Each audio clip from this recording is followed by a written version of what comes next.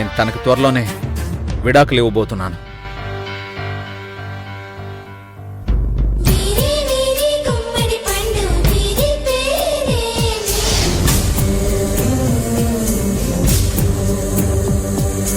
దాగుడు మూతల దండా కోరు వీరి పేరే.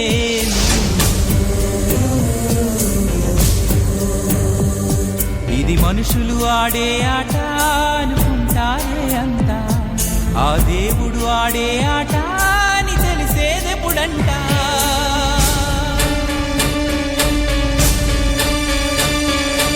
అయ్యో ఈ ఆటకి అంతే లేదుగా, అయినా లోకానికి అదుపే రాదుగా.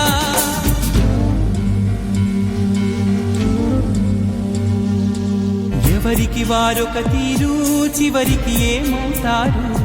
పైనున్న దేవుడు గారు మీ తెలివికి జోహారు.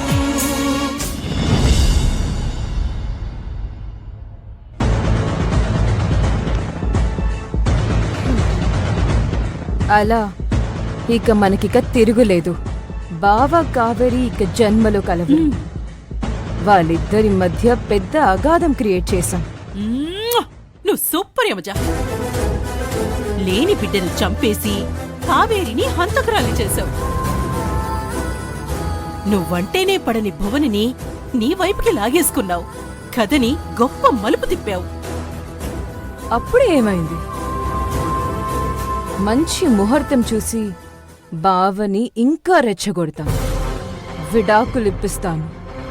అంతేకాదు యమజ, ఆ కాకిని కూడా మళ్ళీ ఇంట్లో అడుగు పెట్టకుండా చెయ్యాలి. దానికి చాలా పొగరు. అది నన్ను చాలాసార్లు కొట్టింది. దానికి బదులుగా మనం దాని బ్రతుకు మీదే కొట్టాం కదా. అలా అన్నే రాముడైతే నేను హనుమంతుణ్ణి అని విర్రవీగేది. ఇప్పుడు మనం ఆ రాముడికి హనుమంతుడికి మధ్య యుద్ధం క్రియేట్ చేశాం. యమజ, ఒక మంచి మాస్టర్ ప్లాన్ వేయి. దాంతో కావేరికి విడాకులు రావడమే కాదు, నీకు అర్జున్కి పెళ్ళైపోవాలి. అలా ఈ టైంలో మనం తొందరపడకూడదు. బావ చేత ముందు కావేరికి విడాకులిప్పించాలి. అది కూడా మనం వద్దు వద్దు అంటున్నా తానే ఇచ్చేలా ఉండాలి.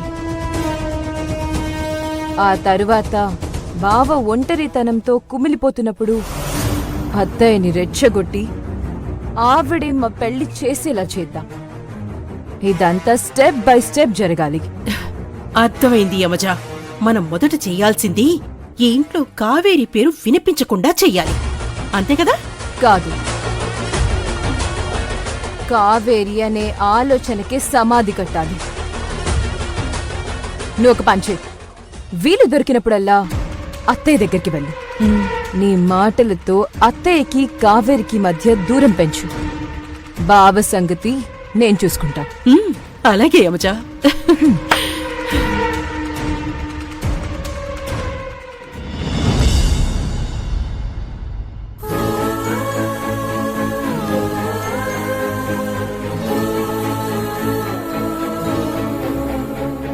కావేరి, ఎంత గొడవైనా అర్జున్ విడాకులిస్తానని ఎలా అన్నాడు? తన మాట అంటే భువన గారు ఎందుకు ఊరుకున్నారు? శివ, కావేరి మీద అర్జున్ బాబు కంటే బోనమ్మకే ఎక్కువ కోపంగా ఉంది. పైగా యమజ కూడా ఇంట్లో అందరినీ రెచ్చగొడుతోంది. మరి నువ్వెలా వదిలేసావు అత్తయ్య? వాళ్ళందరి ముందే గట్టిగా బుద్ధి చెప్పకపోయావా? అర్జున్ బాబు అడ్డుపడ్డాడు శివ. లేకపోతే ఆ యమజనక్కడే ముక్కలు ముక్కలుగా నరికి పారేసేదాన్ని. ఇప్పుడేం చేద్దాం అత్తయ్య? నేను స్నేహ వెళ్ళి మాట్లాడమంటారా?